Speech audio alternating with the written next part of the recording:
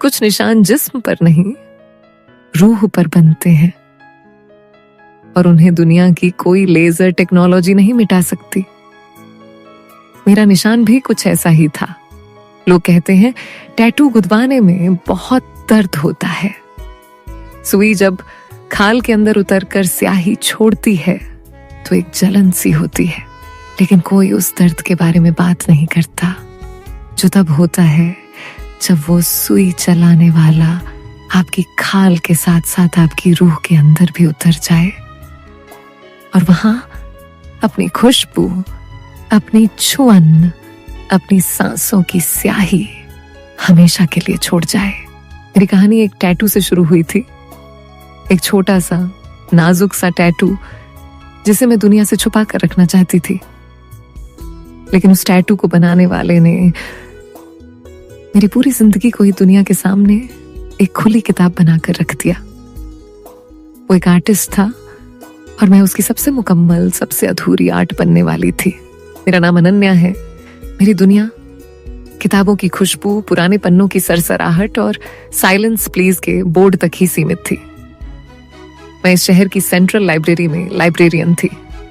यहाँ हर किताब की अपनी एक जगह थी, हर चीज करीने से रखी हुई थी, बिल्कुल मेरी जिंदगी की तरह शांत, व्यवस्थित और बेहद बोरिंग। मैं लोगों को देखती थी, वो आते थे, किताबें लेते थे, अपनी अपनी कहानियों में खो जाते थे और चले जाते थे। मैं बस उन कहानियों की देखभाल करने वाली थी।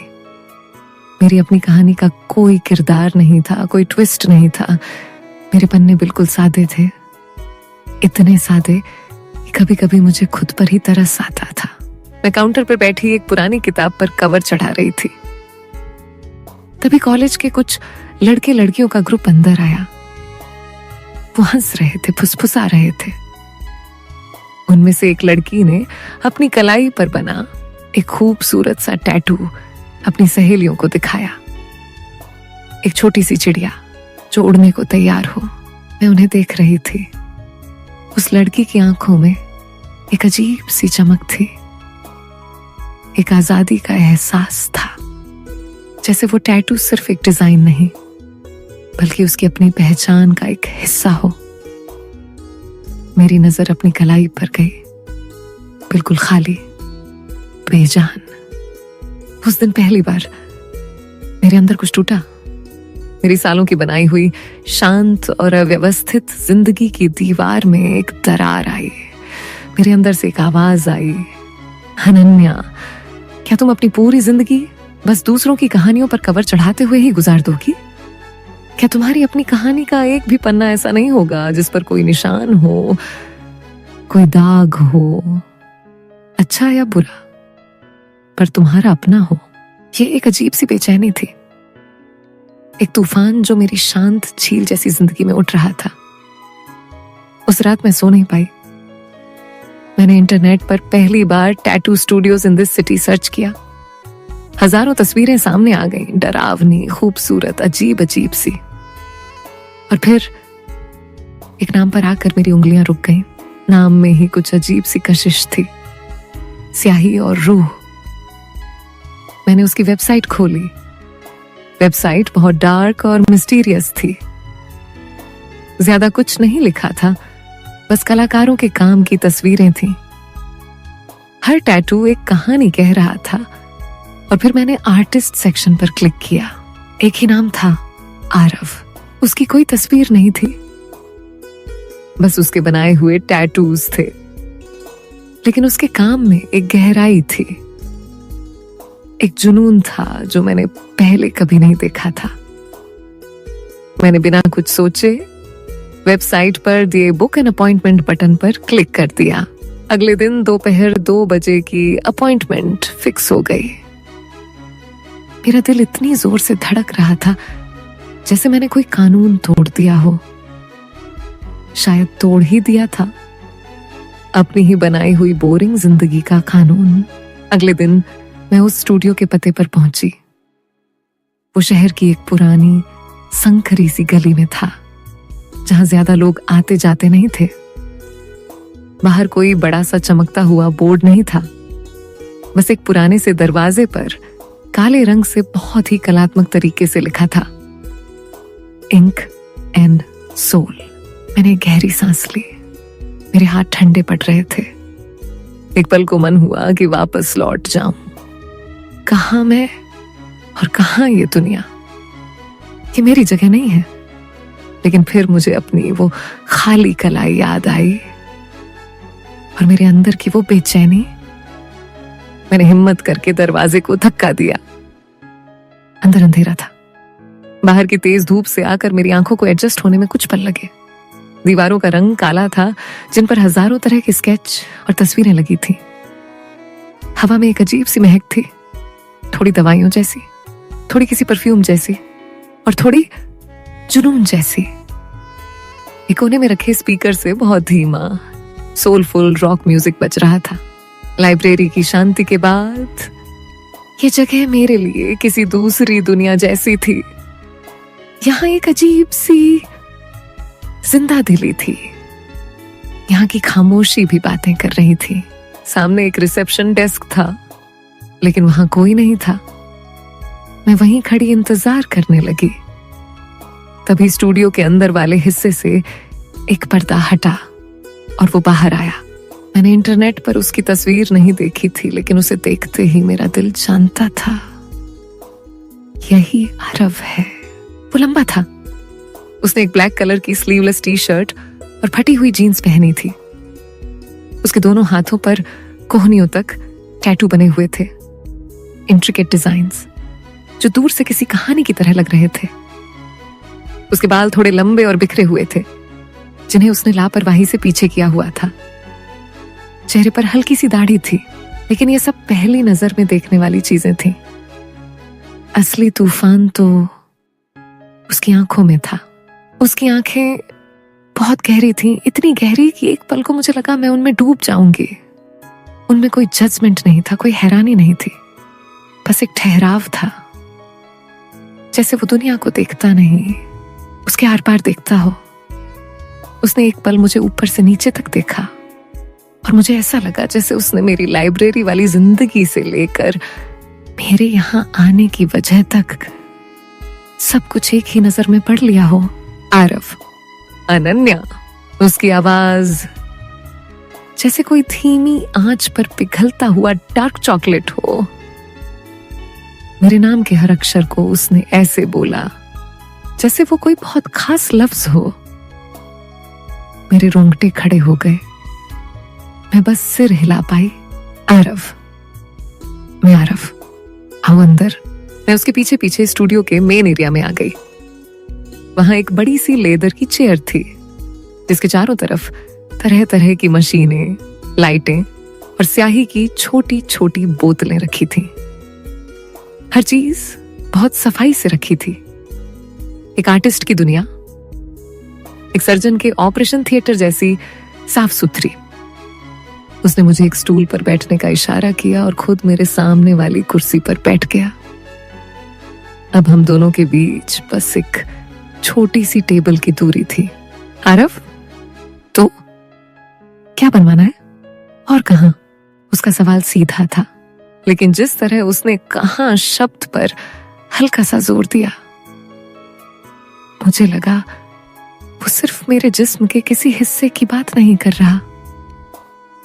वो पूछ रहा था कि मैं ये निशान अपनी जिंदगी में किस जगह देना चाहती हूँ। अनन्या, मुझे कुछ छोटा सा चाहिए, नाजुक सा, एक पंख, फीनिक्स का पंख। आरव, फीनिक्स, राग से दोबारा जन्म लेने वाला पंछी। Interesting choice. क्यों? मैं उसे क्या बताती कि मैं भी अपनी इस शांत बेजान जिंदगी की राख से दोबारा जन्म लेना चाहती हूँ, कि मुझे एक ऐसी उम्मीद चाहिए जो मुझे रोज याद दिलाए कि मैं भी उड़ सकती हूँ। मेरे पास शब्द नहीं थे, मैं बस नजरें झुकाकर चुप रही। वो कुछ पल मुझे देखता रहा। मुझे लगा वो मजाक उड़ाएगा या कहेगा कि ये बहुत आम डिजाइन है, लेकिन उसने ऐसा कुछ नहीं किया। कुछ कहानियां बिना शब्दों के ज्यादा असरदार होती हैं। मैं समझ गया। और जगह कहाँ चाहते हो तुम? ये नई शुरुआत। उसने फिर से वही किया। उसके हर शब्द के दो मतलब थे, एक जो दुनिया सुनती और दूसरा जो सिर्फ मैं महसूस कर रही थी। मैंने हिम्मत करके अपनी गर्दन के पीछे बालों के ठीक नीचे वाली जगह पर इशारा किया, यहां, ताकि ये आसानी से दिखे भी नहीं और हमेशा मेरे साथ भी रहे। The nap of the neck बहुत सेंसिटिव जगह होती है अनन्या, वहां दर्द थोड़ा ज्यादा महसूस होता है। क्या तुम तैयार हो उस एहसास के लिए? वो दर्द की बात कर रहा था या किसी और एहसास की? मैं नहीं जानती थी, लेकिन मैं इतना जरूर जानती थी कि अब मैं पीछे नहीं हट सकती थी। मैंने अपनी कांपती हुई आवाज को स्थिर करते हुए कहा, मैं तैयार हूं। उसकी आंखों में एक गहरी मुस्कान तैरी, जिसे उसने अपने होठों तक नहीं आने दिया। वो उठा और अपने दस्ताने पहनने लगा। आरव, ठीक है, तो चलो तुम्हारी कहानी का पहला निशान बनाते हैं। उसने मुझे उस बड़ी सी लेदर की चेयर पर पेट के बल लेटने को कहा। चेयर ठंडी थी और उसे छूते ही मेरे पूरे जिस्म में एक सिहरन सी दौड़ गई। मेरे बाल लंबे थे तो उसने बहुत नरमी से मेरे सारे बालों को एक तरफ किया ताकि मेरी गर्दन साफ नजर आए।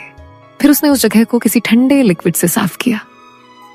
उसकी छुआन बहुत प्रोफेशनल थी, एक डॉक्टर की तरह, लेकिन उसकी उंगलियों में एक अजीब सी गर्माहट थी।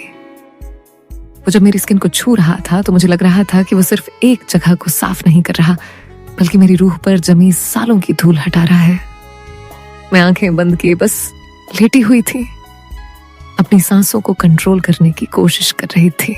आरव, अब मैं स्टेंसिल लगा रहा हूं, डिजाइन का पहला निशान। ये परमानेंट नहीं है, अगर पसंद ना आए तो अभी भी बदला जा सकता है। मैंने महसूस किया कि उसने एक गीले कागज को मेरी गर्दन पर रखा और हल्का सा दबाया। कुछ सेकंड बाद जब उसने वो कागज हटाया तो डिजाइन का नीला सा अक्स मेरी स्किन पर छप चुका था। आरव, उठकर शीशे में देख लो। अगर जगह और साइज ठीक है तो ही हम आगे बढ़ेंगे, उसका आगे बढ़ेंगे। कहना मेरे दिल की धड़कनों को और तेज कर गया। मैं उठी और दीवार पर लगे बड़े से शीशे में देखा। मेरी गर्दन के पीछे बालों के नीचे वो छोटा सा फीनिक्स का पंख बहुत खूबसूरत लग रहा था। वो बिल्कुल वैसा ही था जैसा मैंने सोचा था, नहीं उससे भी ज्यादा अच्छा। अनन्या, ये परफेक्ट है। आरव, एक बार स्याही चढ़ गई तो ये तुम्हारी पहचान का हिस्सा बन जाएगा। अनन्या, सोच लो, जिंदगी भर का साथ है ये। हम दोनों शीशे में एक दूसरे के अक्स को देख रहे थे। वो टैटू की बात कर रहा था, लेकिन मुझे लगा जैसे वो किसी और साथ की बात कर रहा हो। मैंने हिम्मत करके उसकी आंखों में देखा और बहुत धीरे से कहा, अनन्या, मैं जिंदगी भर के साथ के लिए तैयार हूं। उस पल के बाद कुछ कहने सुनने को नहीं बचा था। उसने सिर हिलाया और मैं वापस आकर चेयर पर लेट गई। मैंने अपनी आंखें कसकर बंद कर ली। अब असली इम्तिहान की बारी थी। मैंने सुना उसने अपनी मशीन तैयार की। एक हल्की सी भिनभिनाहट की आवाज कमरे में गूंजने लगी। वो आवाज मेरे डर को और बढ़ा रही थी। वो मेरे पास आया। मैंने महसूस किया उसने अपने दूसरे हाथ को मेरी पीठ पर कंधे के पास बहुत धीरे से रखा, सहारा देने के लिए। उसका स्पर्श, वो स्पर्श मुझे ताकत दे रहा था। पहली चुभन थोड़ी ज्यादा लगेगी, बस एक गहरी सांस लेना और उस पल को गुजर जाने देना। मैं तुम्हारे साथ हूं, मैं तुम्हारे साथ हूं। ये 3 शब्द किसी मंत्र की तरह मेरे कानों में गूंजे। मैंने एक बहुत गहरी सांस भरी और अपनी जिंदगी के उस पहले दर्द, उस पहले निशान के लिए खुद को तैयार कर लिया। उसकी मशीन का शोर मेरे कान के पास और तेज हो गया और फिर सुई मेरी खाल के अंदर उतरी। एक तेज जलन, जैसे हजारों गर्म सुइयां एक साथ मेरी स्किन में उतर गई हों। मेरे मुंह से एक चीख निकलने वाली थी, लेकिन मैंने अपने होंठ भींच लिए। मेरी आंखों के कोनों से आंसू की एक बूंद निकलकर चेयर पर गिर गई। लेकिन उस दर्द से ज्यादा मुझे आरव का स्पर्श महसूस हो रहा था।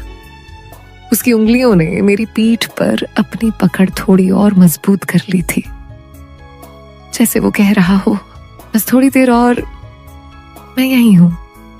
उस पल मुझे एहसास हुआ कि ये दर्द सिर्फ दर्द नहीं है, ये एक बदलाव है, एक ट्रांसफॉर्मेशन है। मैं अनन्या अब वो पहले वाली अनन्या नहीं रहने वाली थी। स्याही मेरी रूह में उतर रही थी। दर्द, कहते हैं दर्द की अपनी एक जुबान होती है। उस दिन मुझे समझ आया, दर्द की अपनी एक लय भी होती है। सुई के हर जख्म के साथ मेरे जिस्म में एक सिहरन सी उठती और फिर आरव का मेरी पीठ पर रखा हाथ, उसका वो शांत स्पर्श उस दर्द पर मरहम की तरह काम करता। मैं आंखें बंद किए लेटी थी। मेरा चेहरा कुर्सी के ठंडे लेदर से चिपका हुआ था। बाहर की दुनिया मेरे लिए खत्म हो चुकी थी। मेरी दुनिया से मटकर बस उस कमरे तक रह गई थी, बस 3 चीजों तक। मशीन की भिन्न भिनाहट, मेरी त्वचा पर होती मीठी सी जलन और आरव की सांसों की गर्मी जो मैं अपने कान के पास महसूस कर सकती थी। वो कोई बात नहीं कर रहा था, सिर्फ काम कर रहा था, लेकिन उसकी खामोशी हजारों बातें कर रही थी।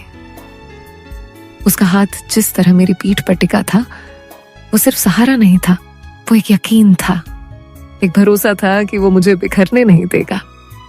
आउटलाइन पूरी हो गई है अनन्या, अब अंदर रंग भरने की बारी है।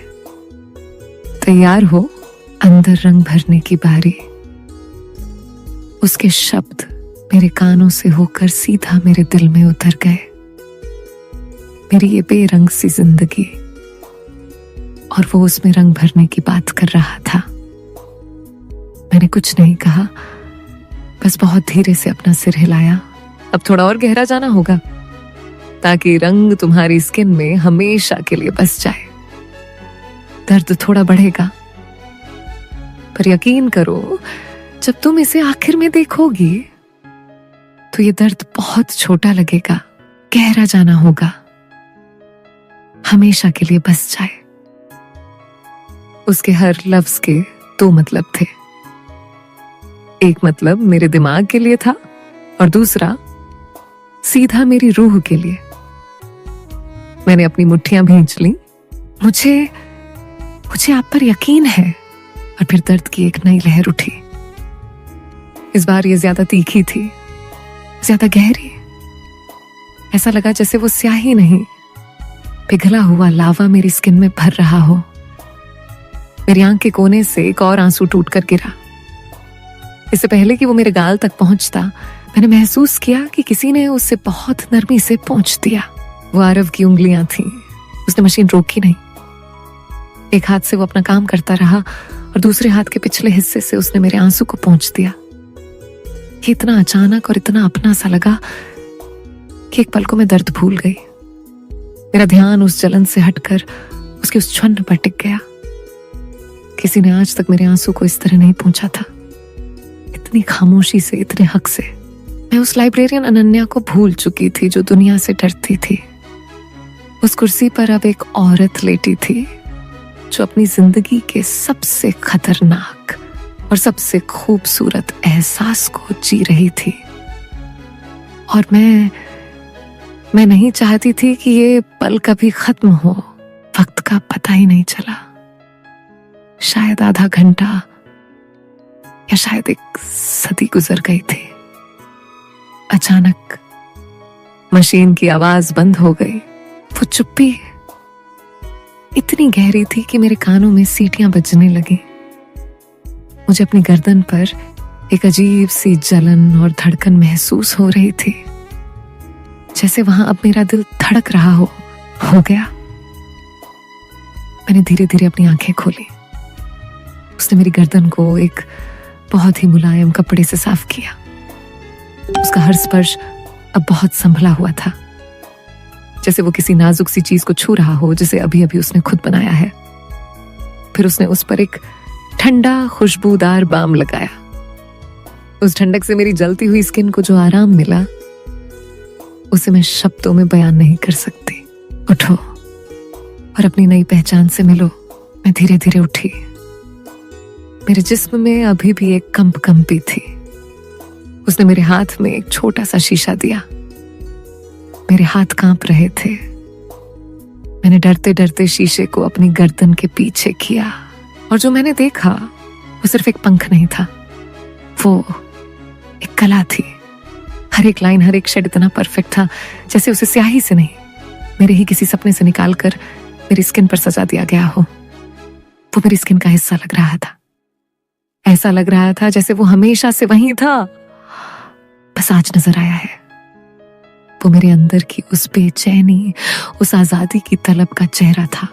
मेरी आंखों में आंसू आ गए, इस बार दर्द के नहीं, खुशी के। मैंने शीशे से नजर हटाई और सीधे आरव की आंखों में देखा, जो मुझे ही देख रहा था। उसकी आंखों में एक आर्टिस्ट वाला गर्व था, और कुछ और भी था, कुछ बहुत गहरा, जिसे मैं उस वक्त समझ नहीं पाई। ये मेरी सोच से भी ज्यादा खूबसूरत है। मैंने कहा था ना, दर्द छोटा लगेगा। उस पल के बाद हमारे बीच की वो प्रोफेशनल दीवार पूरी तरह से ढह चुकी थी। अब हम सिर्फ एक आर्टिस्ट और क्लाइंट नहीं थे, हम एक राज्य के दो हिस्सेदार थे, एक दर्द के दो गवाह थे। वो अपनी चेयर पर बैठ गया और मुझे आफ्टर केयर के इंस्ट्रक्शंस देने लगा।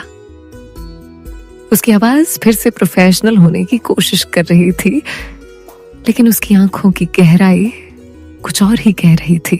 अगले कुछ हफ्ते इसका बहुत ख्याल रखना होगा, इसे हील होने का टाइम देना। कुछ जख्मों को भरने में वक्त लगता है अनन्या, जल्दबाजी मत करना। वो जख्म की बात कर रहा था या मेरे दिल की?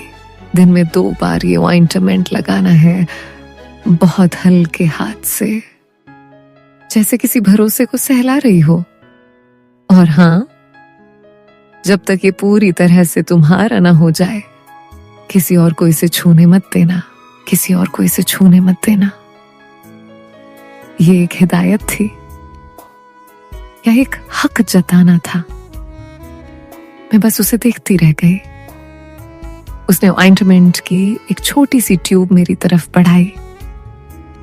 जब मैंने उसे लेने के लिए हाथ बढ़ाया तो उसकी उंगलियां मेरी उंगलियों से छू गईं। एक पल, बस एक पल के लिए हम दोनों वहीं रुक गए। उसकी उंगलियों की गर्मी मेरी रूह तक उतर गई। हम दोनों ने एक साथ अपनी नजरें हटाई। कमरे में एक अजीब सी मीठी सी टेंशन घुल गई थी। उस टेंशन को तोड़ते हुए वो अचानक उठा। कॉफी पियोगी? मेरे हाथ की। स्याही के बाद कॉफी का दाग भी अच्छा लगता है। मैं मना नहीं कर पाई। उसने 2 कॉफी के मग बनाए और एक मेरे हाथ में थमा दिया। अब हम उस डार्क मिस्टीरियस स्टूडियो में आमने सामने बैठकर कॉफी पी रहे थे। वो अब मुझसे टैटू के बारे में बात नहीं कर रहा था। वो पूछ रहा था, तुम्हारी पसंदीदा किताब कौन सी है? कहानियों में क्या अच्छा लगता है? खामोशी ज्यादा पसंद है या बारिश? मैं हैरान थी कि ये कम बोलने वाला, डरावना सा दिखने वाला आर्टिस्ट इतना गहरा हो सकता है। वो मुझे जान रहा था, मेरी परतों को खोल रहा था, और मैं उसे खोलने दे रही थी। आपके हाथ, इन पर क्या कहानी है? हर निशान एक याद है अनन्या। कुछ यादें अच्छी, कुछ बुरी, कुछ गलतियां हैं, कुछ सबक हैं। मैं अपनी डायरी कागज पर नहीं, अपनी खाल पर लिखता हूं। इसे पढ़ने के लिए नजदीक आना पड़ता है, नजदीक आना पड़ता है। ये एक जवाब था या एक दावत? उस दिन मुझे पहली बार एहसास हुआ कि इस पत्थर जैसे दिखने वाले इंसान के अंदर भी एक समंदर छिपा है, एक ऐसा समंदर जिसमें मैं उतरना चाहती थी। वक्त का पता ही नहीं चला। जब मैंने घड़ी देखी तो शाम हो चुकी थी। अब मेरे जाने का समय था। मैं उठी और वो पल आ गया जो मुझे सबसे अजीब लग रहा था। पैसे देने का पल। इतने गहरे एहसास के बाद ये लेन देन बहुत छोटा और बेमानी सा लग रहा था। मैंने पर्स से पैसे निकालकर उसकी तरफ बढ़ाए। उसने पैसे ले लिए, लेकिन उसकी नजरें पैसों पर नहीं, मेरी आंखों पर थी। थैंक यू हर चीज के लिए। थैंक यू मत कहो। एक आर्टिस्ट को उसकी कला की कीमत मिलती है, शुक्रिया नहीं। उसकी बात मेरे दिल को छू गई। मैं मुड़ी और दरवाजे की तरफ बढ़ने लगी। मेरा दिल भारी था। क्या ये सब यहीं खत्म हो जाएगा? क्या मैं उसे फिर कभी नहीं देख पाऊंगी? मैं दरवाजे तक पहुंची ही थी कि पीछे से उसकी आवाज आई, अनन्या। मैं रुक गई। मेरी पीठ अभी भी उसकी तरफ थी। मेरा दिल जोर से धड़कने लगा। मैंने धीरे से पलट कर देखा। वो अपनी जगह से उठकर मेरे ठीक पीछे खड़ा था। हमारे बीच बस कुछ कदमों की दूरी थी। उसकी आंखों में वो तूफान था जिसे वो अब तक अपनी खामोशी के पीछे छुपाए हुए था। आरव, एक आर्टिस्ट का काम तब तक अधूरा रहता है जब तक उसकी बनाई हुई आर्ट सांस न लेने लगे। मैं समझ नहीं पाई। मैं बस उसकी आंखों में देखती रही। वो एक कदम और आगे बढ़ा। आरव, तुम्हारा ये नया निशान, ये अब सिर्फ स्याही नहीं है, ये एक एहसास है। और मैं जानना चाहता हूं कि ये एहसास जिंदा है या नहीं। उसने अपनी जेब से एक विजिटिंग कार्ड निकाला। वो स्टूडियो का कार्ड नहीं था, वो उसका पर्सनल कार्ड था। उसने वो कार्ड मेरी तरफ बढ़ाया। आरव, मुझे फोन करना। अनन्या, ये बताने के लिए नहीं कि जख्म भर गया या नहीं, बल्कि ये बताने के लिए कि तुम्हारी रूह में जो रंग भरा है वो तुम्हें कैसा महसूस हो रहा है। Call me when my art starts breathing. मेरे कांपते हुए हाथों ने वो कार्ड ले लिया। हमारी उंगलियां एक बार फिर छू गईं। इस बार छुअन में एक अनकहा वादा था, एक नई कहानी की शुरुआत थी।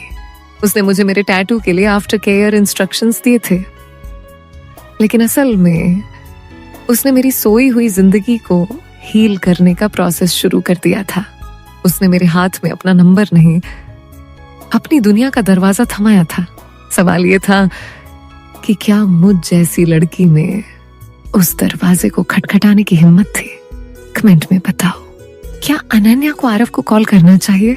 तुम्हें क्या लगता है, आरव सिर्फ एक आर्टिस्ट है या कुछ और भी? अगर तुम अनन्या की जगह होते तो क्या करते? अगर चाहते हो कि अनन्या का फोन आरव तक पहुंचे तो इस वीडियो को लाइक करो। सब्सक्राइब करना मत भूलना, क्योंकि पार्ट 2 में होगा वो फोन कॉल जो अनन्या की जिंदगी को हमेशा के लिए बदल देगा। दिल वाला इमोजी भेजो अगर तुम्हें भी लगता है कि कुछ निशान सिर्फ स्किन पर नहीं, रूह पर बनते हैं।